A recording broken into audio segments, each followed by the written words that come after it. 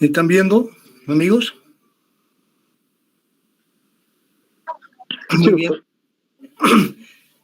Hace algunas horas mandé una solicitud al responsable del grupo para que en algunas exposiciones, algunas imágenes, corramos y solamente la parte representativa, la parte fundamental, para que se pueda entender el problema de páncreas y así tener un espacio para poder intercambiar opiniones. Bueno, es lo que hemos... ¿Se ve esta imagen?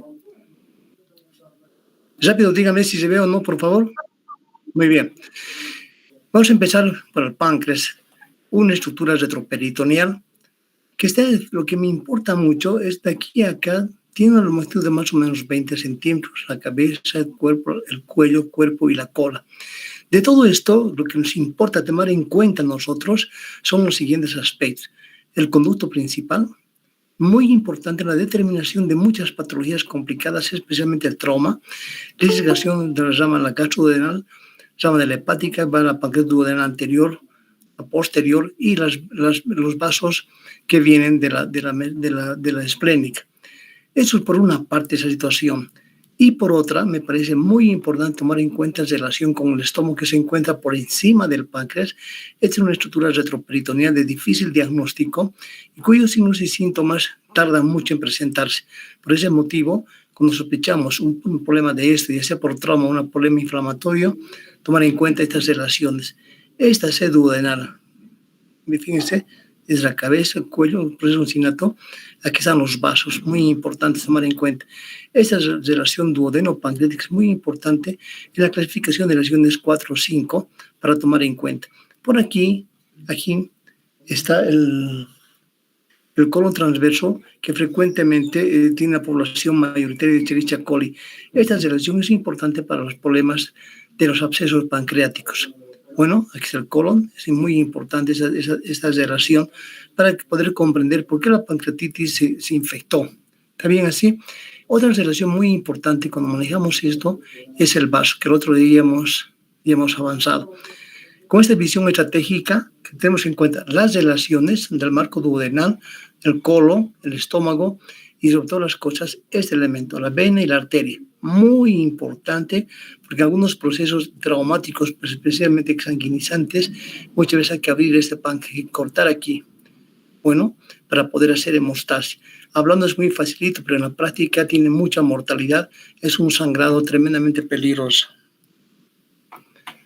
Aquí lo significativo de esto, fíjense, es el conducto del virus. Y tiene aquí un desarrollo, pues una placa ventral y dorsal se unen para formar este conducto. Y es la forma normalmente que tiene el conducto, que está ubicado en la parte media del páncreas y tiene por eso recoger las secreciones endócrinas y exócrinas y llevar acá. Es el conducto secundario de Santorini, es el Birsum, y tenemos las siguientes variables. Este es un complejo muy importante, que el 70% se une por ahí entran juntos. El 30% se une en la pared y el otro 10% tiene esta forma. Cuando no se unen los dos, tienen una independencia en el drenaje, es el páncreas divisum que se llama. Bueno, fíjense esta visión holística, para que veamos, digamos, la relación del páncreas con otras estructuras. Cuando tenemos problemas pancreáticos importantes y se complica, o de repente problemas traumáticos, todo este complejo se compromete. Y también tener en cuenta esto es muy importante.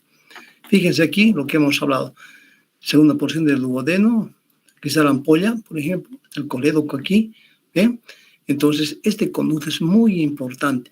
Normalmente el conducto tiene una dilatación de 3 a 4 milímetros y va disminuyendo hasta que se hace más fino. Esta es la apertura del páncreas. ¿Y por qué tiene importancia esto? Para recordarles en la pancreatitis crónica, este espacio de este conducto sube a 5 o 6 milímetros con cálculos en su interior y da lugar a la formación de la pancreatitis crónica, que es muy importante por el problema de dolor. Bueno, ¿hasta ahí está bien? ¿Dio para entender la visión estratégica del problema del páncreas? Sí, doctor. Sí, doctor. Muy bien. Un elemento importante es comprender la función fisiológica del páncreas. Tiene una célula, digamos, islotes de Langerhans, tiene 1 millón de islotes de Langerhans y aproximadamente tenemos 3 o 4 mil células alfa, beta, gamma, ¿verdad? Para la producción del aspecto importante del glucagón y la insulina. La insulina es la hormona mejor estudiada, tiene 52 grupos de aminoácidos y tiene por objeto la relación del el control del metabolismo de la glucemia en relación con el tenor glucémico en la sangre. Cuando después de la alimentación sube la glucosa, aumenta la secreción de insulina para introducir esta glucosa al interior de la célula. En los problemas diabéticos o cuando se hacen secreciones pancreáticas extensas, por ejemplo, y se queda menor al 10% de la masa corporal total del páncreas, puede dar una diabetes tipo 2. Bueno, entonces hay otras células acinales y ductales que tienen por objeto la eliminación del líquido biliar, que más o menos tiene esta característica. Fíjense, 1500 aproximadamente al día, es un líquido claro, inodoro, tiene, lo más importante de todo esto, fíjense el pH, es altamente alcalino y esto tiene mucha importancia en las fístulas duodenales cuando tienen un volumen mayor a 500 ml en 24 horas, es decir, una fístula de alto débito. Fíjense su pH, tiene mucho ion bicarbonato, H3CO2, por ejemplo. Esto es importante cuando tiene una fístula de alto débito, pues produce una acidosis metabólica. Son pequeños problemas que hay que conocer. Electrolitos, sodio, potasio, cloro y fundamentalmente el anión bicarbonato. Bueno, tiene enzimas, proteínas, todas estas situaciones importantes que acabamos de decir. De todo esto, me importa mucho el calcio, que es un factor pronóstico, cuyo volumen después de 48 horas baja, digamos, a menor de 8, está indicando la gravedad del problema. En forma activa, dentro de las células acinales, la lipasa, amilasa y ribonucleasa, estas son la forma inactiva. Es un elemento muy importante porque aquí, en el origen de la pancreatitis, se debe a una digestión. A nivel de los grupos de simógenos, existen elementos que producen la inhibición del tripsinógeno a conversión en tripsina dentro de las células pancreáticas. Pero muchas veces el factor inhibidor, por ejemplo, se inhibe y no hay el factor inhibidor desaparece y consecuentemente hay una activación en el interior de las células y que están ubicadas en el lisosoma y en el aparato de Golgi. Consecuentemente hay una activación dentro del tejido pancreático y da lugar a la formación de un problema inflamatorio muy importante que es el CIR, respuesta inflamatoria inespecífica, ¿verdad? Es un elemento muy importante y rápidamente se eleva mucho interleucina 1, 6, 8, 9, pero también cuando la reacción inflamatoria es exageradamente fuerte, entonces también el organismo produce un problema antiinflamatorio. Esta concepción, esta interpretación del páncreas se ha tomado en cuenta para el uso de la indometacina y algunos otros productos hace más de 30, 40 años en busca de poder frenar ese problema inflamatorio que es muy intenso. Lo importante de todo esto es que se activa dentro de la célula pancreática, consecuentemente producen todos los trastornos que hemos mencionado. Entonces, fíjense, en la definición es proceso inflamatorio agudo del páncreas, potencialmente fatal. Aquí de repente conviene remarcar la característica que cada paciente tenemos que individualizar. ¿Se dan cuenta? No todos los pacientes tienen un comportamiento y un factor de riesgo muy importante es la edad. Tenemos un paciente de 70 años con pancreatitis, ya tengo un factor en contra mía. El tiempo de evolución, y el paciente es un alcohólico o tenía problemas de coledocolitiasis, o de repente ya tuvo problemas cardíacos. Todos esos factores son factores de riesgo para el paciente.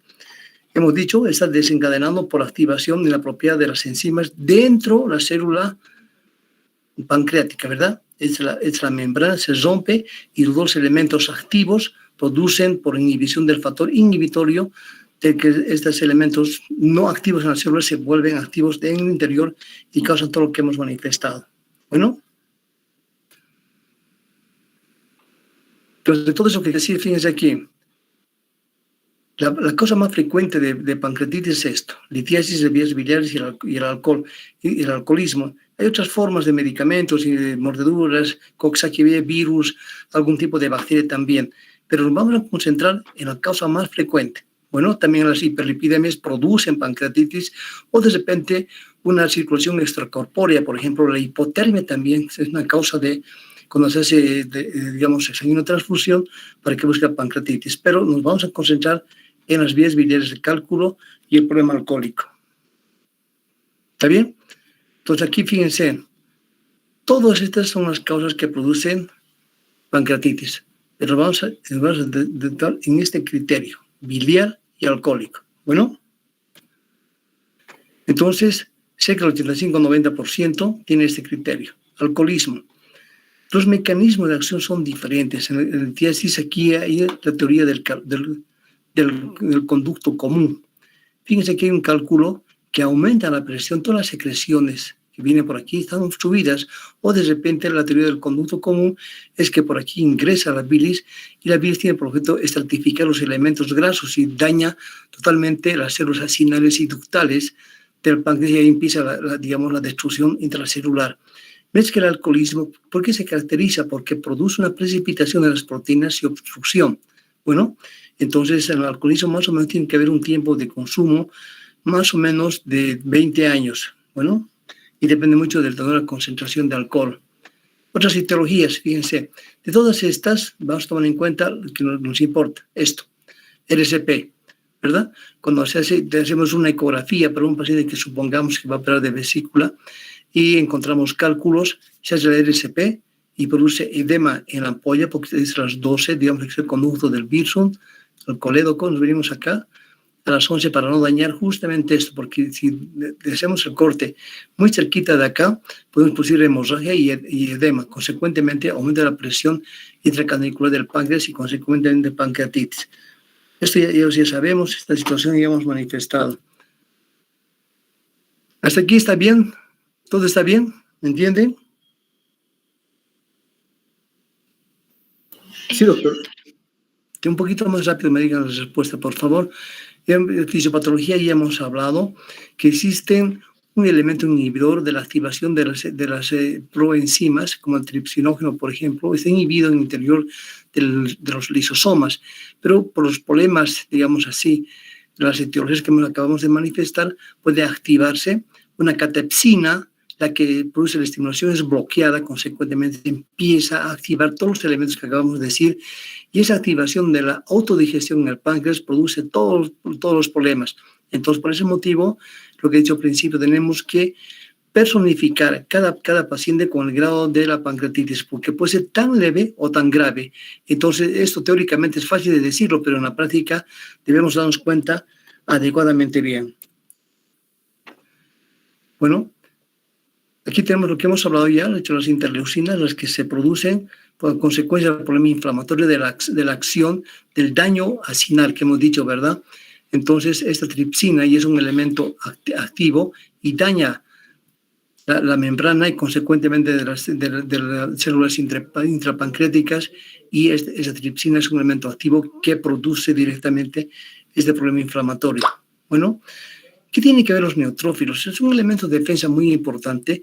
En las lesiones del endotelio, por ejemplo, los pacientes con choque hipovolémico, choque séptico, es muy importante porque esto produce unas adherencias y liberación de problemas inflamatorios como estos que dañan al endotelio, la teoría del endotelio, especialmente en el campo pulmonar. Bueno, entonces, estos problemas inflamatorios, ¿qué van a producir? Fíjense, cambios de la microcirculación pancreática. Ves una pequeña trombosis, consecuentemente este páncreas que está vestigada por la microcirculación deja de tener ese aporte importante de sangre. Consecuentemente, dependiendo del número de arteriolas o digamos de capilares pancreáticos, va a haber una necrosis estéril, puede ser solamente la cabeza o puede extenderse un poco más. Entonces, es un elemento muy importante tomar en cuenta la necrosis pancreática que se va a producir y, consecuentemente, pues, va a haber una vasoconstricción. La saturación de oxígeno en el territorio pancreático desciende y aquí está faltando también el CO2, se empieza a elevar. Consecuentemente, si baja el volumen de oxígeno, como está aquí, hay isquemia, ¿verdad? Si hay isquemia, hay una zona de necrosis que se llama estéril. Esa necrosis tiene las siguientes opciones. O se queda ahí y solución por el uso de los medicamentos, del NPO, de nada por la boca, o de repente esta necrosis se empieza a complicar con la translocación bacteriana y da lugar al absceso pancreático. Esto ya hemos hablado, hemos dicho esta situación. El reflujo viral, la bilis posee un efecto destructivo. Ya hemos dicho esterificación de las grasas. Cuando el alimento pasa del píloro al duodeno, por el complejo bilipancreático, la colecistoquinina produce apertura del conducto y contracción de la vesícula y baja el chorro de bilis. Consecuentemente, esto es lo que pasa normalmente, pero cuando existe este elemento entra al conducto pancreático, produce todo un efecto destructivo de los canalículos pancreáticos. Bueno, ¿está bien así? Y hemos hablado de la autodigestión pancreática. Hay una activación intracinaria dentro de los conductos acinares y, consecuentemente, toda la cascada que hemos manifestado y cómo se expresa por edema, hemorragia intersticial, daño vascular, la acción de los neutrófilos que se plegan al endotelio, necrosis grasa y necrosis celular parenquimatosa. Entonces, fíjense, aquí tenemos el problema alcohólico. ¿Qué va a producir? Hay un aumento de la secreción del conducto, consecuentemente salen proteínas y pueden precipitarse. Disminuye, inadecuadamente el metabolismo celular, juntamente por esa acción del problema alcohólico que produce precipitación de proteínas y disminuye la motricidad. Consecuentemente, son los factores de explicación de la causa de la pancreatitis de este origen. La litiásica, ya hemos hablado de las teorías obstructivas, hemos hablado de la teoría del reflujo y del canal común. Ya hemos dicho, hemos explicado que tienen dos mecanismos totalmente diferentes, ¿verdad? Clasificación. Este es un capítulo muy importante en la clasificación. Puede ser una pancreatitis leve o de repente se hace grave. Por eso he dicho al principio, tenemos que individualizar a los pacientes. Puede ser tan leve que el 85% tiene esto, un daño intraparenquimatoso con edema, por ejemplo, pero que se hace reversible. ¿Está bien? Cuando esto se empieza a complicar, ¿en qué momento vamos a darnos en cuenta? Esa paciente con pancreatitis aguda leve, en nada por boca, líquidos, analgésicos, y debe tener una mejora entre 4 a 5 días. Pero resulta que va empeorando y de pronto tiene dificultad respiratoria, empieza a tener desaturación de oxígeno y entonces tenemos un desarme pleural, que es un índice de gravedad, y entramos en este capítulo, ¿verdad? ¿Por qué se caracteriza? Hay una insuficiencia, de órganos, hay un shock, presión arterial menos de 90, es muy lo que hemos hablado, insuficiencia respiratoria, porque el pulmón hay un desame pleural, a veces uni o bilateral, dependiendo de la gravedad del caso. Cuando observamos un desame pleural, nos está indicando de la severidad de este problema, ¿está bien? Entonces, puede haber hemorragia digestiva. Aquí es un elemento muy importante. Una vez que la hormona elastasa, que normalmente está inhibida, pero que se activa en el problema de la pancreatitis, tiene por ejemplo digerir los pasos, consecuentemente hay un sangrado. Les voy a mostrar una fotografía del signo de Cullen-Cray-Turner, por ejemplo, para que vean ustedes. Complicación local, aquí está el páncreas, puede haber una necrosis y formación de abscesos. Bueno, entonces, ¿cómo nos damos cuenta de esto? Vamos a marcar los factores pronósticos después. Entonces, Petrov es la última clasificación que tenemos y se clasifica en la pancreatitis leve, moderada. ¿Todo esto para qué? Fíjense, sin signos de falla multiorgánica. ¿Está bien así? Leve, moderada, podemos decir que se va a recuperar porque no tiene falla multiorgánica. Las pancreatitis graves y crítica tiene signos de falla orgánica. ¿Qué significa falla multiorgánica? Empieza a fallar el corazón, el pulmón, el cerebro y también fundamentalmente la irrigación desplácnica, del abdomen y sobre todo las cosas, un sufrimiento de la función renal. Se llama falla multiorgánica. ¿Una causa cuál es esta? Esta. La gravedad, en la formación de pus que produce choque séptico, entonces y ahí viene la agregación, digamos, del neutrófilo, liberación de interleucinas y un elemento tóxico. Entonces ahí uno empieza a ver falla multiorgánica. El hígado, ¿cómo se expresa? Con ictericia. Por ejemplo, va a haber ictericia, puede haber los problemas de coagulación van disminuyendo, tenemos un INR prolongado, por ejemplo, la falla del riñón, tenemos una creatinina normal, pero de a poco la creatinina va elevándose 2, 3, dándonos una falla multiorgánica. ¿Está bien? ¿Ahora entendieron? ¿Hasta aquí está bien? Sí, doctor.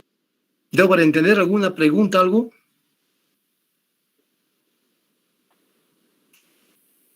Por favor. ¿Todo está bien? Hola, ¿me están escuchando? Sí, doctor. Sí, doctor, se escucha, todo está bien. Manifestaciones clínicas. Dolor, tiene esas características. Intenso, transficiente, localizado en el epigartio y radiado al hipocondrio izquierdo de la región posterior. Es tan fuerte el dolor que la paciente busca posiciones antiálgicas, fíjense, como esto, por ejemplo. Si está en la cama, toma la porción maometana, en su espalda, el glúteo, esa porción calma el dolor. Esa es transfixiante, de sensación de muerte inminente. Hemos dicho, esta situación coincide frecuentemente con la ingesta de grasas y exceso de alcohol. Frecuentemente se da este problema de pancreatitis cuando la paciente ya tiene factores de riesgo, como la colelitiasis, y la ingesta excesiva de comidas, grasas y alcohol en las fiestas produce este problema de pancreatitis, porque ya existía el factor único que faltaba era el detonante, que es las comidas, grasas y el alcohol. El dolor es tan fuerte que puede durar 24 a 48 horas. Entonces, una vez que el paciente llega con todas estas características al servicio de emergencia, por lo que estamos hablando, todos los detalles, necesariamente y de forma inmediata pedimos un hemograma y una determinación de amilasa. Si la amilasa, que cambia de acuerdo al laboratorio, está de 110, que es normal, por ejemplo, y se eleva 3 veces más, o de repente más, hemos visto pacientes con una amilasa de 1000 hasta 1500, 1800, está indicando que es una pancreatitis. Entonces, ahora ya sabes, todo esto nos ha llevado al diagnóstico de pancreatitis, ¿verdad? Puedo pedir una radiografía, puedo pedir una ecografía, o de repente todavía en este periodo yo personalmente no pido tomografía. Una buena ecografía estoy más de feliz de porque me muestra lo que yo quiero. Bueno, puede ser como en signo de irritación peritoneal, porque hay una fuga de elementos enzimáticos del páncreas que producen una especie de peritonitis. Ahí viene la duda diagnóstica. Muchas veces operamos por error diagnóstico una pancreatitis que no deberíamos operar, pero por esto pensamos que es otra causa. Además hay una leucocitosis, el CIRS. Consecuentemente, entramos a quirófano. Un gran importante son las náuseas y vómitos. Por ejemplo, en los problemas de colelitiasis, colestitis aguda litiásica, tiene un dolor tan intenso, cólico, empieza la paciente a vomitar y cambia el dolor. Pero en la pancreatitis, náuseas y vómitos, pero no calma el dolor. Es un rango, digamos, importante para poder diferenciar. Esto hemos hablado de esta situación. Fíjense, dolor. Dolor aparece después de las comidas. Seguimos este ciclo. Seguimos. El vómito no alivia el dolor que se ha manifestado. ¿Está bien así? No alivia el dolor. Sigo viniendo. Dolor intenso, perforante, como una especie, como dice aquí, como una cuchilla de diámetro asfixiante. Luego viene el dolor alivia cuando el paciente inclina hacia adelante, lo que se ha dicho la plegaria maometana. Estas son las características, los pasos semiológicos para poder diferenciar una pancreatitis de otras patologías. Vean, fíjense, ¿qué es esto? El ombligo, culé, ¿no? Ha sangrado. Fíjense, se ve así un paciente con pancreatitis, se ve así, o cree túnel en los flancos. Se ve de esta forma. ¿Me entendían? ¿Están viendo bien la imagen? Sí, doctor. Sí, doctor. Sí, doctor. Fíjense, esto nos está indicando el índice de gravedad de una pancreatitis necrohemorrágica con altas tasas de mortalidad. Aquí vienen los problemas difíciles, toma de decisiones. Porque muchas veces también hay una palabra que se llama ascitis pancreática, hay un trastorno, una pérdida de líquido que el ranzo nos dice entre 6 a 8 litros, fíjense el abdomen tan distendido, con hemorragia, fíjense, la región umbilical y el flanco. Entonces, ¿qué hacer? Y aquí le voy a dar un relato de un paciente que cuando este hospital Viema Nuevo se inauguró, llegó un paciente obeso, pero además con un abdomen de esa característica, una amilasa de casi cerca de 2000. Entonces era litiásico, había estado unas fiestas, tal cual estamos manifestando, y entró a terapia intensiva porque tenía un colapso. Yo identifiqué con una pancreatitis grave, felizmente había espacio en terapia, y bueno, yo como médico de guardia pasé a los médicos de la rutina y planteé que esto hagamos una punción, porque aquí viene otra palabra muy compleja y muy simple aparentemente de entender: síndrome compartimental abdominal. Este paciente tenía diuresis 0, la presión intraluminal de 10 a 12 va subiendo a 15 a 20, por lo tanto hay una disminución del retorno venoso, la precarga, y hay una postcarga menos. Consecuentemente, esta zona va a tener una isquemia. Consecuentemente, las presiones de filtración a nivel del riñón bajan radicalmente, por lo tanto va a haber oliguria, oligoanuria y necrosis tubular aguda del riñón. Es lo que tenía este paciente. Yo propuse una punción y sacar el líquido. Los cirujanos que estaban a cargo del paciente no estaban de acuerdo con mi conducta. Felizmente hay un doctor muy bueno en terapia intensiva, que es el doctor Ramos, ordenó y estaba de acuerdo con mi punto de vista, metió una aguja y sacaron 3000 de líquido. A la media hora ya empezó el paciente a tener diuresis, justamente porque había, y además que salió un líquido serohemático, dando importancia de esta complicación que es seria. Tenemos marcadores importantes. Como en ese universo de gran complicación debo tener una orientación. Amilasa sérica, aquí dice 5 veces, la última literatura 3 veces de lo normal. Amilasa urinaria, la amilasa sube en 24-48 horas, se mantiene y baja rápidamente, pero en orina se mantiene mucho tiempo. ¿También? Amiloasuria se llama. La lipasa demora un poquito, pero se eleva y mantiene más tiempo que la amilasa.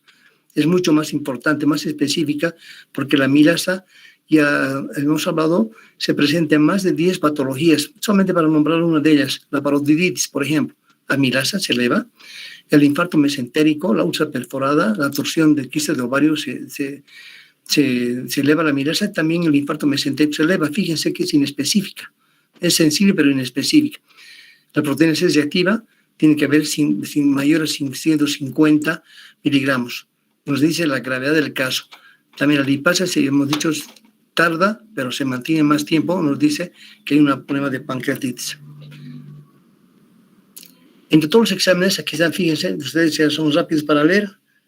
De todas estas, pedimos un hemograma, ureacreatinina, tiempo de coagulación, glicemia y amilasa, por ejemplo. Bueno, todos estos me dan una imagen de cómo está el estado metabólico del paciente. Bueno,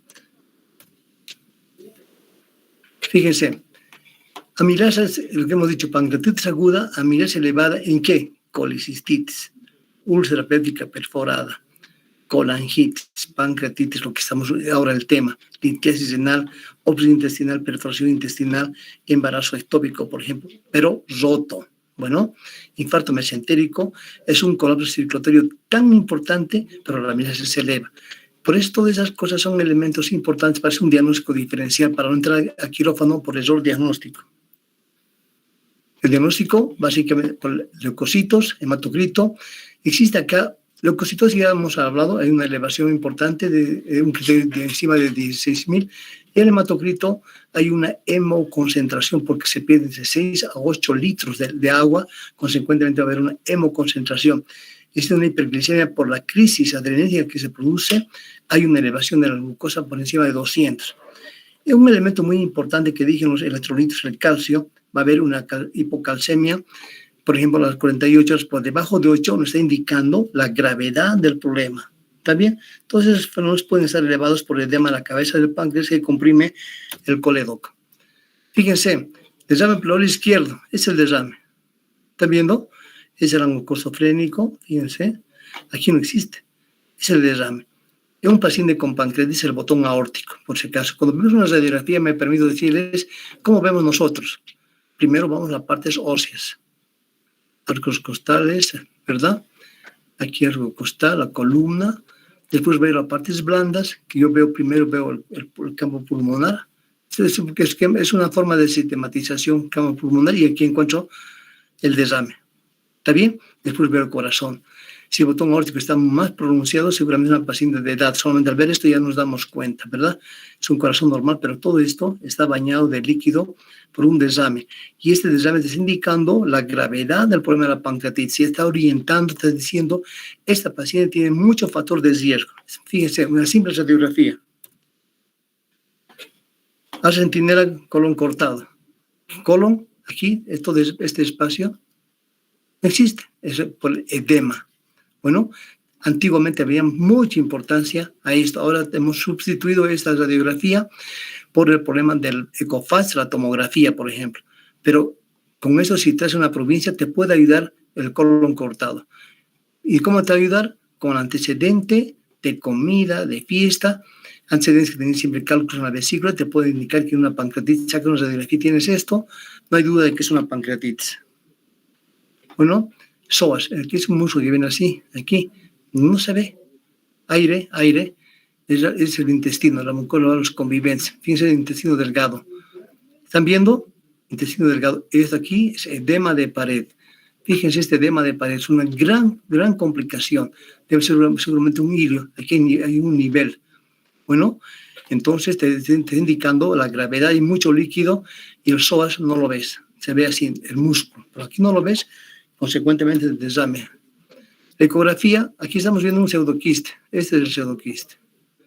Hemos dicho que la gravedad del páncreas, o sea, necrosis de forma un absceso pancreático, o de la complicación extrema es el pseudoquiste. Bueno, el pseudoquiste, voy a aprovechar para decirles que puede ser detectado desde 1 centímetro, cuando sea problema traumático o problema infeccioso, tienes este pseudoquiste que va creciendo. Ahora van a dar cuenta la relación que teníamos con el estómago, porque el estómago es aquí arriba, ¿está bien? Entonces, cuando este pseudoquiste va aumentando de tamaño, y los signos y síntomas van a depender dónde está localizado, en la cabeza o el cuello, o la cola, el cuerpo y la cola. Pero los que están entre el cuerpo y la cabeza suben y comprimen la salida del estómago, consecuentemente mucho náusea y mucho vómito. Bueno, entonces está indicando, hace este estudio, que una simple ecografía te da ya el diagnóstico, una tomografía va a ser la mejor, digamos, resolución para poder determinar. Entonces, este pseudoquiste, fíjense a la pared, se llama pseudoquiste porque no tiene pared propia. Salió el jugo pancreático y produce una reacción inflamatoria de las estructuras vecinas y se va formando una pseudopared. Y eso debemos operar más o menos en el lapso de 4 a 6 semanas, mejor si 6 semanas, para que esta pseudopared, esto que están viendo, sea mucho más gruesa, es mayor a 1 centímetro. Cuando hacemos esta determinación y determinamos el volumen más o menos del pseudoquiste, puede haber una derivación interna que me gusta, la derivación interna. Esa parte, digamos, levanto el colon transverso, lo elevo por acá y veo una zona de depresión fácil, con el dedo puedo hacerlo, y traigo el ángulo de 3 del intestino, subo, hago una derivación. ¿Están entendiendo? Una derivación, hago muy buena sutura acá, de manera que el líquido vaya saliendo y se deposite en el intestino y vaya por el colon y lo elimine.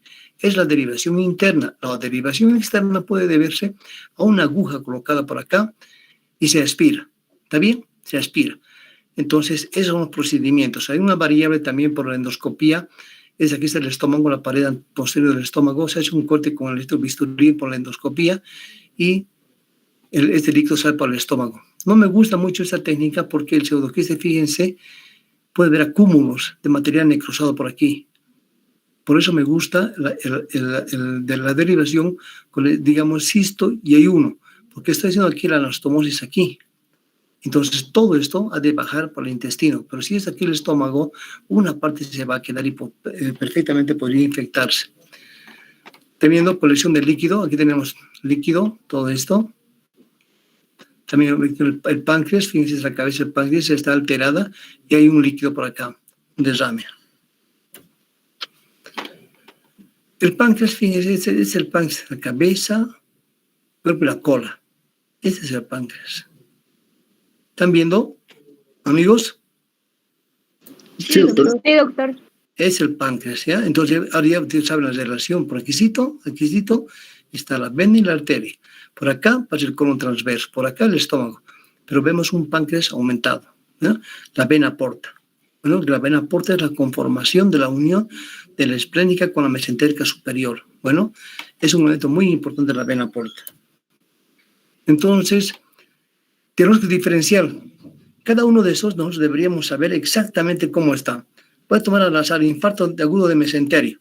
Son pacientes frecuentemente por encima de 50, 60 años en los cuales tienen una arteriosclerosis, una hipercolesterolemia. Consecuentemente, aquí este infarto, en el ostium de la mesentérica, aquí está la aorta, aquí está por debajo del páncreas, emerge el ostium de la arteria mesentérica superior. Cuando el ostium, donde desemboca, donde sale de la aorta, se complica, han de haber una necrosis del territorio de la mesentérica superior, que está todo el intestino delgado, más el apéndice, más el colon derecho, más el ángulo esplénico, más la mitad del colon transverso. Ese es el territorio de la mesentérica superior. Es una situación dramáticamente peligrosa, porque si ocurre esto, se queda sin intestino. Entras a operar y ves todo negro. No hay que hacer nada que cesar porque sabes que se va a morir.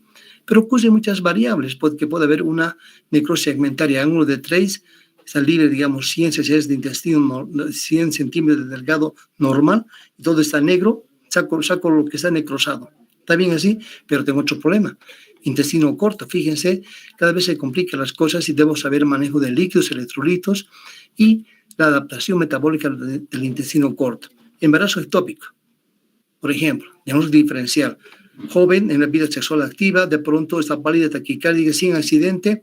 Entonces tú preguntas, ¿cuándo fue el último periodo menstrual? ¿Cuándo tuvo una relación sexual? Siempre al lado de su madre o de una enfermera para evitar malas interpretaciones, ¿no? Diverticulitis, pacientes de 40 años, teóricamente así está dicho en los libros de gastroenterología, y empieza con dolor en el flanco izquierdo. Fíjense, perforación, antecedentes de una enfermedad ulceropéptica. Bueno, cuando se perfora, es un dolor tan intenso que todo se pone abdomen en tabla. ¿Por qué?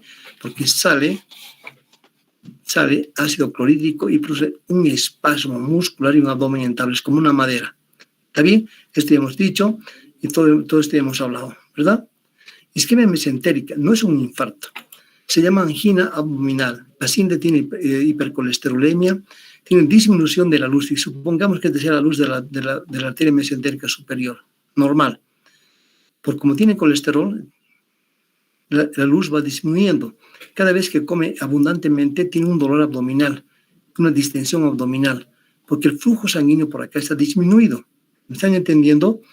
Pasan 4 o 6 horas y entonces el metabolismo normal elimina toda esa situación y hay un alivio. Ese es el isquemia mesentérica, ¿no? Gravedad. Hemos hablado del PCR, es barato y se puede hacer en un laboratorio. El hematocrito hemos dicho que se eleva, hay una hemoconcentración. ¿Por qué? Porque se pierde mucho líquido. Signos de gravedad. En la pancreatitis tenemos una forma leve, hemos dicho una forma grave. Hay unas zonas intermedias. ¿Cómo sé que estoy acá y cómo sé que estoy en otro extremo? Hemos hablado por la anamnesis, digamos, un buen examen físico y estos criterios. Bueno, estos criterios. El Jansson tiene observación porque demora 48 horas, pero sin embargo cuando entra tiene leucocitosis mayor a 55 años, una glucosa de 200, la elevación del GOT, digamos, mayor a 350, aspartato también mayor a 250, me da esto, y en 48 horas espero va a haber un hematocrito que desciende, porque se ha perdido sangre, posiblemente un calcio menor a 8, signos de gravedad. Ahora les voy a mostrar imágenes que es el BISAP, el Glasgow, el Apache, y también aquí tenemos el Baltasar. Fíjense, para darme cuenta de la gravedad del caso, tengo que hacer una buena historia clínica, buen examen físico y juntar todos estos y tener una formación, una visión holística del problema. Es decir, este paciente tiene una pancreatitis grave y de acuerdo con esa clasificación, el ejercicio de Petrov, entonces da el tratamiento correspondiente. El BISAP, boom, mayor a 25 miligramos. Alteración de la conciencia, un grado menor a 14, ¿verdad? ¿Esto qué significa? Criterios de la respuesta inflamatoria en específica, el CIRS. Pues en leucocitosis, por ejemplo, de leucocitosis, leucopenia, por ejemplo, temperatura, hipotermia o de repente hipertermia. Criterios positivos para una pancreatitis. Edad, fíjense. Examen pleural, lo que hemos hablado, les hemos hecho la radiografía.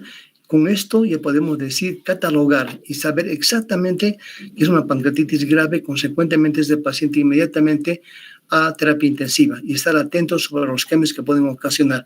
Este nos ayuda muchísimo en la clasificación de los pacientes. Jansson, fíjense lo que se ha manifestado, por ejemplo, aquí lo más importante, 8, desciende, la urea se eleva, por ejemplo, fíjense, secuestro de líquidos de 6 litros, por lo tanto, este paciente pierde mucho líquido en el tercer espacio y consecuentemente una disfunción de la función renal.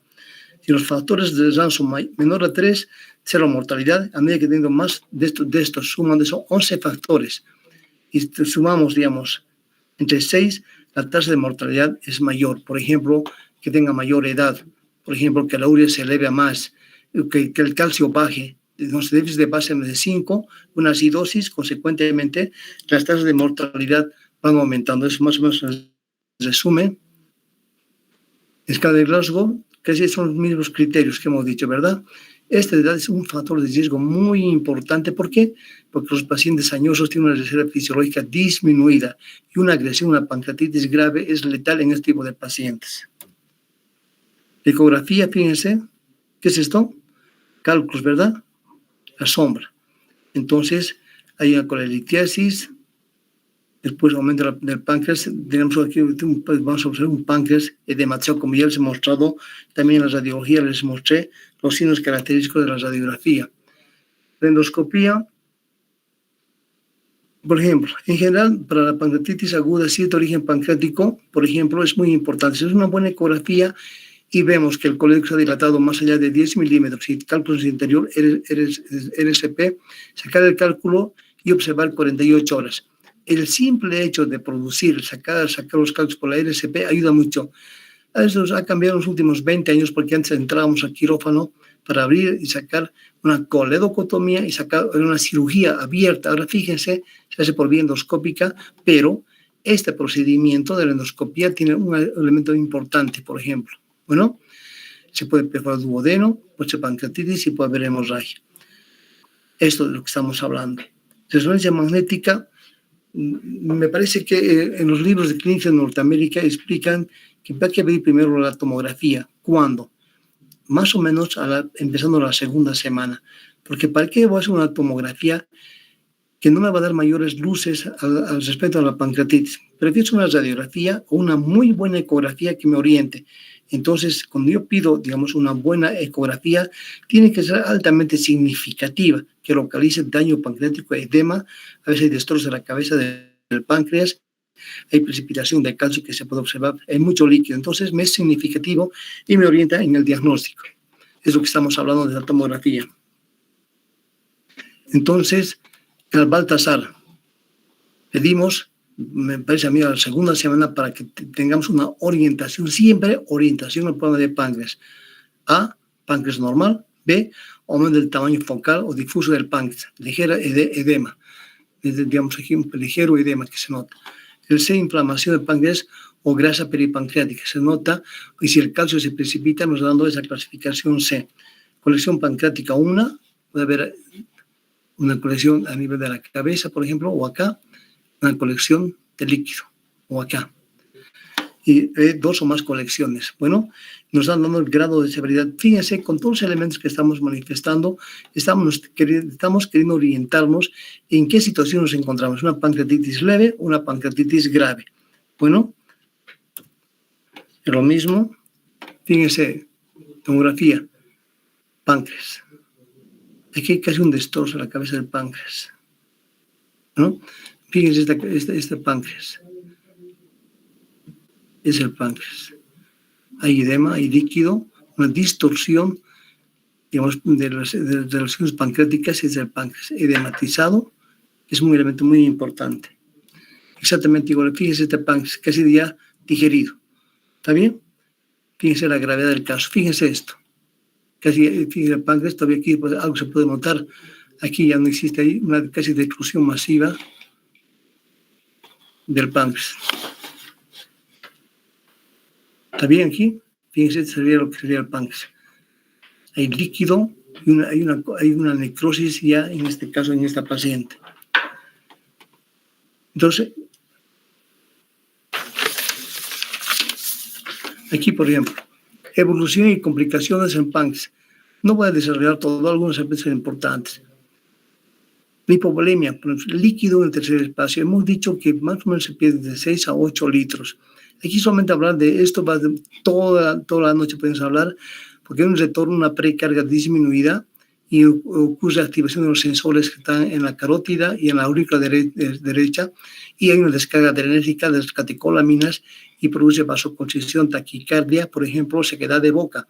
Consecuentemente, hipovolemia importante. La sepsis tiene otro comportamiento. Bueno, es un problema inflamatorio que daña por el endotelio pulmonar, básicamente. La sepsis va a producir alteración de nivel de conciencia, disminución del flujo inspiratorio, una saturación baja, por ejemplo, porque la unidad anatómica funcional alveolo capilar se ha dañado por un derrame de líquido. Digamos, es el alveolo, es el capilar, aquí hay una película que evita que entre el oxígeno y evita que salga el CO2. ¿Está bien? Y la sepsis, aquí solamente para nombrarles que va a tener dos caminos.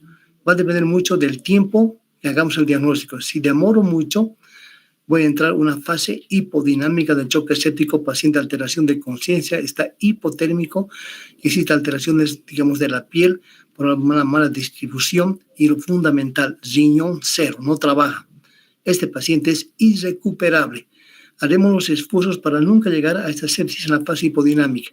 En la fase hiperdinámica, el paciente está con 38, está consciente, responde al interrogatorio y lo fundamental, el riñón está trabajando. A esta etapa, si nos damos cuenta rápidamente, por eso todos los factores pronósticos estamos nombrando para evitar llegar a la hipotérmica, ¿verdad? El síndrome de estrés respiratorio es un elemento muy importante. La sepsis hemos hablado, ya puede haber una hemorragia digestiva por acción de la elastasa, por ejemplo, o el mismo estrés. ¿Está bien? Necrosis tubular aguda y hemos manifestado una complicación pulmonar muy grave. Enfermedad tromboembólica, por ejemplo. Se alteran los factores de coagulación y si una paciente de edad frecuentemente está asociada a problemas de varices, una tromboembolia a este nivel, problemas de trombosa, y ahí va para el pulmón. Bueno, es al azar. Va el trombo, había un émbolo, va el trombo, se suelta, va a la aurícula del lado derecho del corazón y va al pulmón. Y se queda. Aquí hay una microcirculación. Si la tromboembolia pulmonar son pequeños segmentos, se ve como en la radiografía como una formación de un ángulo. Puede ser muy pequeñito o de repente muy grande. Cuando está muy grande, hay una franca insuficiencia respiratoria y acidosis respiratoria. ¿Está bien? Colecciones, hemos hablado, necrosis. Hemos dicho que acá la microcirculación por la trombosis produce necrosis en el territorio pancreático. Puede haber pseudoquiste, que ya hemos hablado de esa situación, al absceso, se fue en la cuarta, quinta semana, ¿verdad? Fiebre, leucocitosis, es un buen estudio. Y en este caso, sí, una buena tomografía. Y si podemos drenar por una aguja, aspiración, sacamos toda la pus, que hemos hecho muchas veces con un ecografista, digamos, intervencionista, se puede hacer perfectamente. ¿Está bien? La citis es el líquido en la cavidad peritoneal, se llama citis pancreática. Fíjense, este páncreas, fíjense, este páncreas edematizado, y aquí hay que hacer una declusión de esta zona. Aquí es un pseudoquiste, fíjense, ¿está bien? Con pared gruesa, esa pared gruesa. Entonces esperamos más o menos 6 semanas y hacemos la derivación interna que ya hemos manifestado. Exactamente igual, hay un destrozo literalmente. Bueno, tratamiento. Entonces, ¿qué hacemos el tratamiento? Una vez diagnosticado, reposición excesiva de líquidos. Hemos dicho que acá el paciente perdió más o menos 6 a 8 litros, reponer esta situación. Y aquí una aclaración. Si es un paciente anciano y tiene necesidad fisiológica, no puedo introducir este volumen, porque si no, el corazón no tiene la fuerza de contracción, no tiene el inotropismo y el pulmón se va a congestionar, edema de pulmón. Mucho cuidado, en este paciente, una punción central. Hemos dicho ahí concentración, por eso le damos líquido. Dolor, aquí todo lo que es analgésicos menos morfina. Bueno, ¿está bien así? Aporte nutricional. Al principio, si digamos yo la catalogo como leve, 4, 5 días no le doy comida, no va a pasar nada. Pero si la catalogo como grave, entonces voy a esperarme una nutrición parenteral, por ejemplo, o de repente una zona nasoyayunal que entra, digamos, aquí está el estómago, pasa el píloro, pasa el duodeno, el ángulo de 3 y va para acá. Esas sondas nasoyayunales tienen una punta metálica que tú puedes ver perfectamente en la radiografía. Entonces, pacientes graves muy importante que aquí hay una fase catabólica tan intensa que el paciente empieza a perder mucho peso y hay una acidosis. Entonces, rápidamente cuando diagnostico la gravedad, nutrición parenteral total. Aquí tuvimos que hablar de punciones centrales, pero no es el tema de esta clase. Es un tema muy largo, muy complicado y de mucha importancia. Una complicación menor es el neumotórax por la función de la aguja con alguna subclavia, una yugular. Entonces, eso es lo que debemos hacer un paciente para hacer nutrición parenteral. Función central porque son soluciones hiperosmolares, entran glucosa al 50% y se entraría por una vena del antebrazo, por ejemplo, producía una flebitis, otra molestia. Bueno, es importante esta situación. Las necrosis infectadas grave es esta necrosis infectada. Hacemos una tomografía y vamos a ver puntitos negritos. Es aire. Y bacterias anaerobias o gram negativas, ¿de dónde? Vinieron del colon. Ahora ven la relación del colon, produce un problema inflamatorio del páncreas y aumenta la permeabilidad y una marginación bacteriana y va al páncreas. Todos los Escherichia coli se van al páncreas y producen esto. Un problema de necrosis infectada. Esto si no diagnosticamos rápidamente, no nos damos cuenta, fíjense esta palabrita, principal causa de morbimortalidad. Aparece, como hemos dicho, 2-3 a la semana. ¿Está bien? Los frecuentes bacterias, pero aquí también está faltando la Escherichia coli. ¿Está bien? Es el antibiótico de darse para los polines, para gram negativos y para anaerobios. Bueno, ¿está bien? Y cuando esperamos esta infección de necrosis, por ejemplo, no se debe operar al principio de la necrosis estéril porque vas a complicar con unas hemorragias brutales. Entonces, esta necrosis, ¿cuándo ocurre? Entre la 4ª y 6ª semana. Retardar todo el tiempo necesario para que se pueda operar la pancreatitis. Tenemos la vía laparoscópica o la vía convencional. Introduces la mano y sacas toda la necrosis. Bueno, y no sangra y va sacando necrosectomía, se llama eso, todo el tejido hasta que empieza a haber puntitos rojitos de tejido normal. Ahí paras. Cuando hago esta situación, personalmente me gusta introducir un dren grueso, 36 frames por aquí, 8 por aquí, y aquí tiene varias perforaciones y aquí también. Introduzco suero fisiológico por aquí y saco por aquí, ¿entiende? El mecanismo hago cada 8 horas. Meto líquido, lavo el páncreas y saco. ¿Está bien? ¿Por qué es grueso el drenaje? Porque hay muchos grumos de páncreas que podrían obstruir. Ese es el objetivo. ¿Está bien?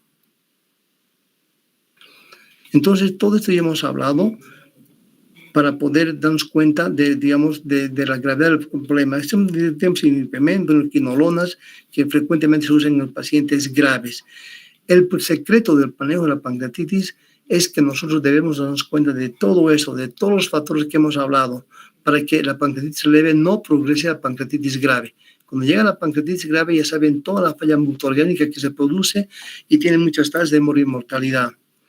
Bueno, tratamiento endoscópico, sí, persiste la obstrucción biliar por un cálculo, LSP, saques el cálculo, listo.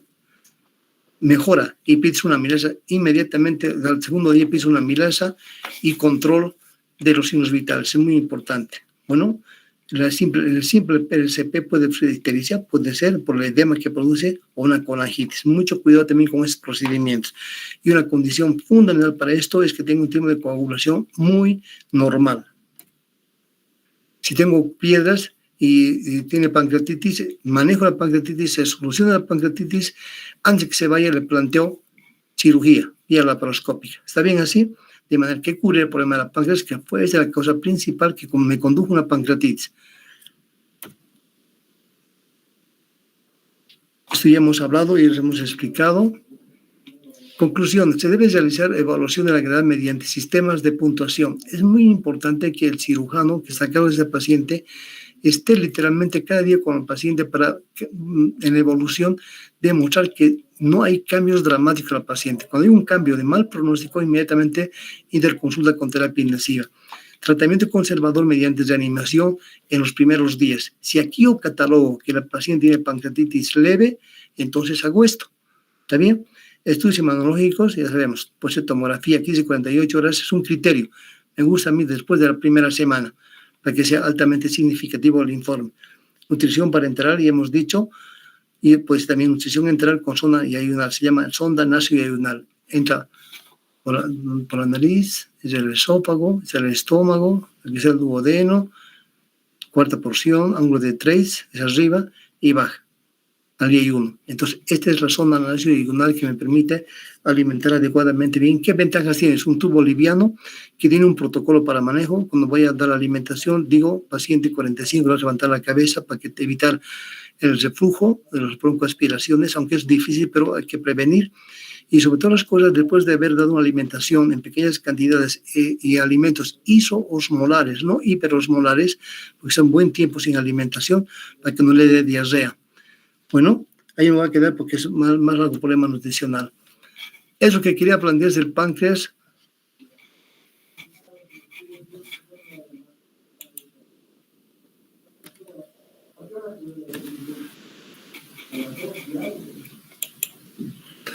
Ahora quiero verlos, por favor. Estamos viendo sus fotografías. Adriana, ¿dónde estás? Valeria, Daniela. ¿Están presentes?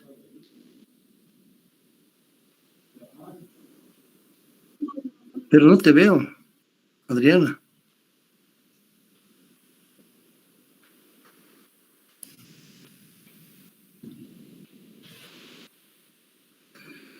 Bueno, los que están presentes, ¿alguna duda, algo sobre esta situación?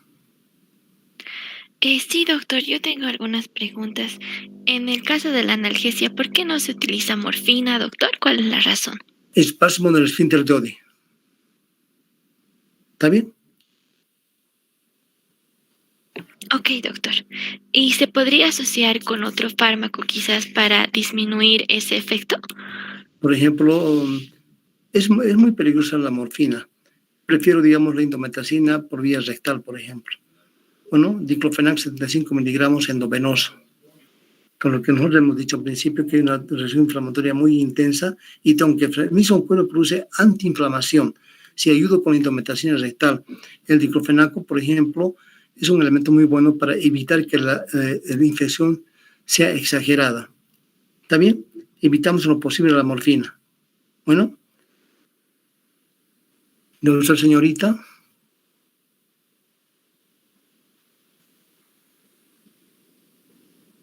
Jody, ¿tú qué dices? ¿Te conozco, no, Jody?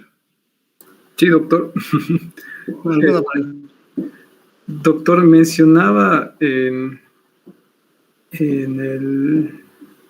los criterios de Ranson, doctor, que solamente deberían ser tomados en cuenta como criterios para la evaluación de la gravedad, pero no para criterios, no para una evaluación inicial. Estos criterios en algunas bibliografías las cuestionan un poco por su exactitud. En nuestro medio, en el Hospital Viedma, por ejemplo, ¿se utilizan bastante?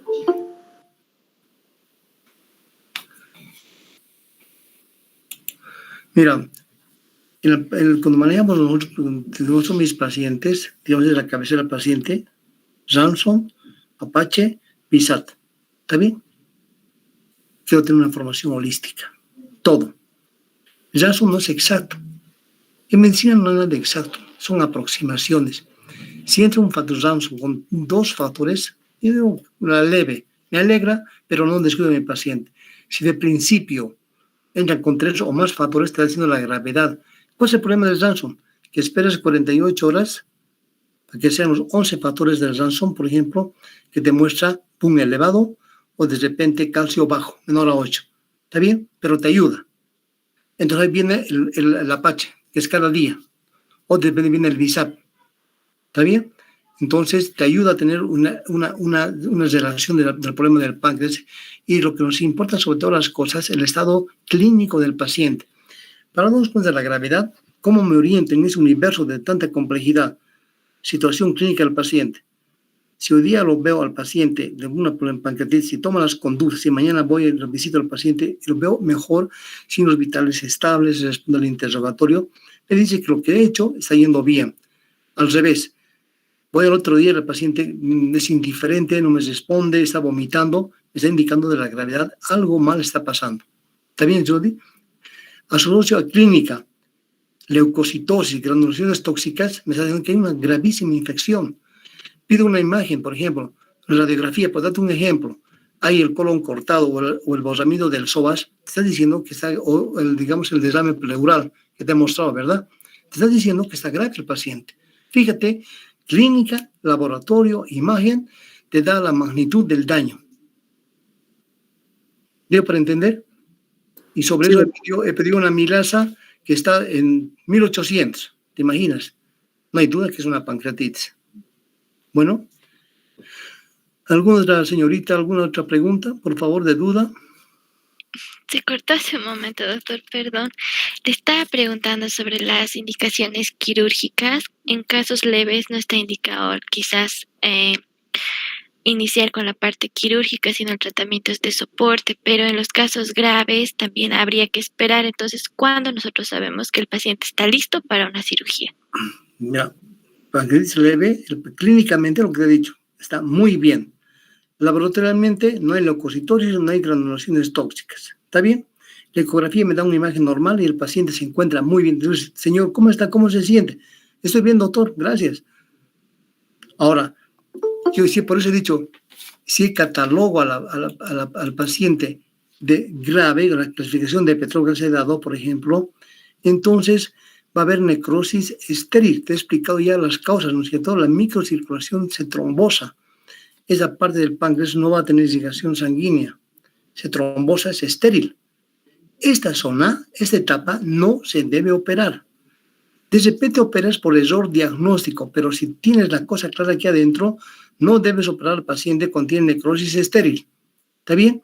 ¿Por qué? Porque tú cuando quieres sacar esa cosa estéril, es dura. Metes la mano y quieres sacar una pinza, digamos así, fuerte, y lo único que haces es sangrar. Y sangra más a un paciente metabólicamente depauperado. Entonces, ¿cuándo esperamos? Entre 4, 5, 6 semanas. ¿Está bien?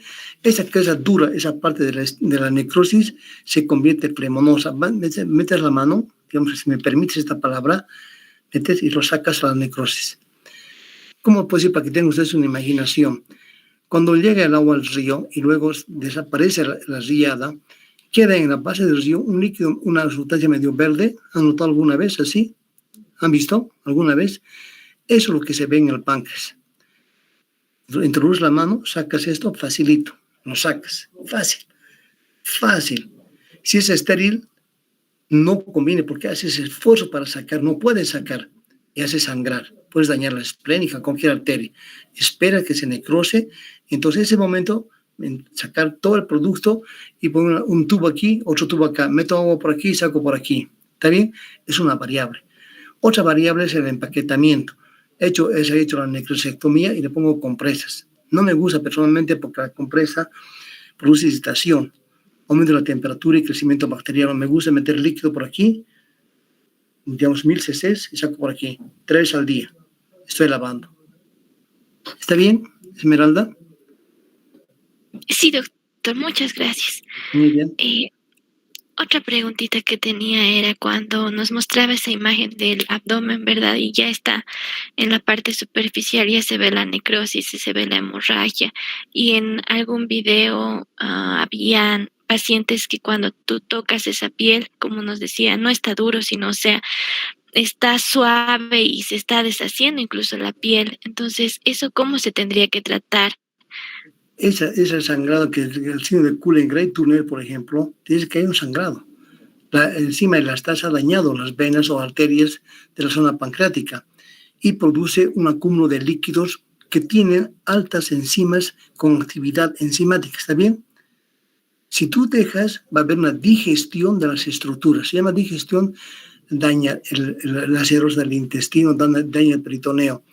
Entonces, como les he dado los ejemplos de un paciente que en internet tiempo atrás había ese abdomen distendido, el signo de Cullen en toda situación, ¿qué hay que hacer?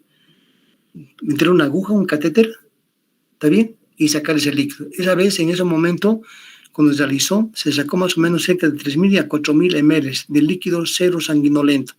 Y si tú pides una cuestión de laboratorio, vas a encontrar que tiene tiene acidez ese líquido, porque son las enzimas pancreáticas, ¿verdad? Que están dañando la serosa, están dañando el peritoneo y otras estructuras. Por eso, cuando ves un abdomen tenso, con baja presión, con baja función, digamos, de diuresis, un catéter, metes y sacas 1000, 2000, hasta sacamos cerca de 4000. El abdomen que estaba tan distendido se aplanó, disminuyó la presión y empezó a funcionar el riñón recién. Eso se llama síndrome compartimental, que es otra clase, pero me quedo con ustedes aquí. Síndrome compartimental, ascitis con líquidos altamente con contenido de enzimas. Metes un catéter, sacas el líquido y le has hecho un gran favor. ¿Está bien? Por el mismo catéter puedes meter suelo fisiológico, permíteme esa palabra, o introducir, lavas al paciente y vas sacando el líquido, digamos, altamente acidótico con actividad enzimática. ¿Está bien? Entendido. Sí, doctor, entendido. Y una última pregunta en nuestro medio, ¿qué tan frecuente es que se produzca una pancreatitis aguda cuando se hace, bueno, después post-CEPRE, digamos, o RCP? ¿Eso pasa muy a menudo? No tan a menudo, pero ocurre. La índice de complicación está entre el rango de 10 al 15%. Es una señora, digamos, de 35 años que tiene un cálculo en la vesícula y quiere operarla, ¿verdad? Pero el informe, cuando hablamos de vesícula, les dije, tengo que ver la pared de la vesícula, pared gruesa, el interior de la vesícula con microcálculos y un colédoco de 10 milímetros. Casi con certeza va a haber cálculos en el interior del colédoco, ¿verdad? ¿Está bien? Entonces, antes abríamos la pared abdominal, abríamos la coledocotomía y sacar las pinzas. Ahora se ha simplificado una RCP. La RCP es un buen procedimiento, es excelente, pero tiene algunos problemas. Primero, que puede producir una pancreatitis. ¿Está bien? ¿Por qué? Por edema, al introducir la canastilla, estás dañando la apertura del conducto. Si va a ser una incisión, una plastía, puede sangrar y produce edema. Toda vez que corta algo, produce edema. Puede haber una perforación del duodeno. ¿Está bien? Esas son las complicaciones que hay que tomar en cuenta. Cuando yo tengo un paciente y mando así, entonces al otro día pido una amilasa. Pero cuando viene del gastro, digo a mis residentes, control de signos vitales. Si esa paciente salió del hospital viva con una presión de 110/70, por ejemplo, le han hecho el RCP y al cabo de las 3-5 horas tiene una presión de 90/60, ¿qué ha pasado? Ha sangrado, está sangrando. Entonces, vuelve al gastro que hagan el hemostasia o de repente al quirófano. ¿Está bien? Si hay perforación, primeros días no va a haber nada, pero después va a haber fiebre, escalofríos, dolor. Entonces, cuando hablamos de perforaciones del duodeno, que es otro tema larguísimo, ¿qué puedo encontrar? Una imagen, por ejemplo, puede ser, veo aire perifrénico, el renal, perirrenal. ¿Está bien? Porque el aire salió del duodeno y está bajando. Puede haber dolor, digamos, si fuera hombre en los testículos, porque el líquido está bajando por la gotera paritocólica. Son lesiones del duodeno que tienen otra característica, pero como tú me has preguntado, estoy dando esa explicación. Bueno, puede complicarse con una pancreatitis, puede complicarse en el rango del 10%, depende un poco menos inclusive. Va a depender mucho de la experiencia del endoscopista que maneja adecuadamente bien el endoscopio. Pero una complicación es la pancreatitis, el amilasa, otra complicación la hemorragia y la otra complicación la perforación del duodeno. ¿Está bien así? Sí, doctor, muchísimas gracias. Muy bien, ¿algo más? Doctor, buenas noches. Una pregunta, disculpe. En alguna literatura leí que la pancreatitis grave tiene un rango de mortalidad de 40 a 50%, pero en caso de esta sobreinfectarse, ya sea por bacterias o por hongos, ¿a cuánto ascendería la mortalidad del paciente, doctor? El simple hecho, dijimos desde un principio, la relación con el colon es muy importante porque va a haber Escherichia coli que va a ir al páncreas y es si cómo el paciente presenta fiebre, escalofríos y leucocitosis. Pedís una tomografía, pues tenemos que orientarnos aquí, una tomografía y vas a ver puntitos negros, que es aire. Haz una punción, sacas el PAF que se llama y te da un gran positivo, tensión de gran positivo. Te está diciendo que hay bacterias. Pero eso me parece que a mi criterio simplificar, si yo veo una tomografía, puntos negritos de formación del problema del páncreas, por ejemplo, entonces, y está en la cuarta, quinta semana, entro a quirófano y hago la necrosectomía. La demora, si yo sé que tiene ya una necrosis infectada, y demoro 1, 2, 3 días, ¿qué va a pasar? La tasa de mortalidad se eleva fuera del 40% puede subir al 50, 60, 70%. ¿Está bien? Y te he dicho el choque séptico, cuanto más demoras el choque séptico, puede volverse refractaria, puede volverse irreversible. ¿Está bien? El choque séptico va a alterar todo tu sistema. El sistema nervioso central puede ver indiferencia, le pregunto si no responde, por ejemplo, piel fría, taquicárdica, pegajosa esa piel, riñón que no trabaja, tienes oligoanuria o anuria, por ejemplo. Entonces te está implicando la gravedad. Le pones mucho líquido vasoactivos y no responde. Y eso se llama refractaria. Has perdido mucho tiempo y se muere el paciente. Entonces, cuando tú diagnosticas un absceso pancreático, por ejemplo, o lo que hemos hablado de desinfectado, rápidamente, en rango de 4 o 6 semanas, rápidamente entrar al quirófano y sacar toda la parte necrosada. Bueno, es una lucha diaria. ¿Está bien? No es cuestión de entrar, sacar toda la parte necrosada y olvidarse. Pues no introduzco un tubo aquí y saco otro. Le pongo 1000 cc de líquido, estoy lavando y estoy sacando por otro lado. ¿Para qué? Para sacar todos los rectos. Aquí tengo que hablar un poco de bacteriología. El índice de crecimiento de las bacterias es un crecimiento aritmético, luego logarítmico, ¿verdad? ¿Qué logarítmico? 2, 6, 12, 18, 24. ¿Están para entender? Entonces, si ocurre eso, estoy perdiendo la batalla. Yo no puedo permitir que el paciente tenga el ritmo logarítmico de crecimiento bacteriano, ¿verdad? Por ese motivo, lavo y saco. Supongamos que la noche, porque no se puede lavar, hay mucha dificultad, al otro día lavo, el crecimiento bacteriano, si eran 5.000 bacterias, van a ser 10.000 nada más, no es logarítmico, entonces saco todo eso. Meto líquido y voy sacando. Para evitar el crecimiento bacteriano, evitar que sobre todas las cosas llegar al ritmo de crecimiento logarítmico, ¿no es verdad? 1, 3, 5, digamos 9, 15, sucesivamente así. ¿Dio para entender el día? Sí, doctor, muchas gracias. Muy bien. ¿Algo más, jóvenes?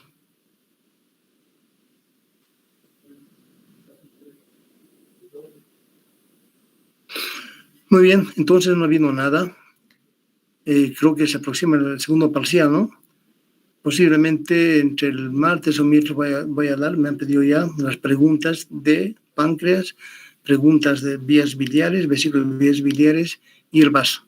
Bueno, entonces, cualquier cosa, pues nos vemos en el hospital. Si tuviera alguna duda, tengo algunos alumnos que nos hemos quedado, que nos vamos a ver el día martes en la presentación de un caso de cirugía. Bueno, creo que de a poco está soldando la facultad para que se hagan presentes en el hospital con todas las normas de seguridad, ¿verdad? ¿Está bien así? Muy bien, nada más, jóvenes. Entonces, espero que esos 3 días o 4 días que hemos estado haya servido para ayudarles en algo, en entender problemas de vesícula, problemas de vaso y sobre todas las cosas, los problemas de páncreas son mucha complejidad. Está bien, no hay más dudas, ¿no? No, está muy claro, doctor. Gracias.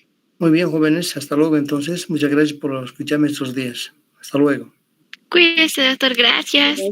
Gracias. Gracias, doctor. Hasta luego. Chao.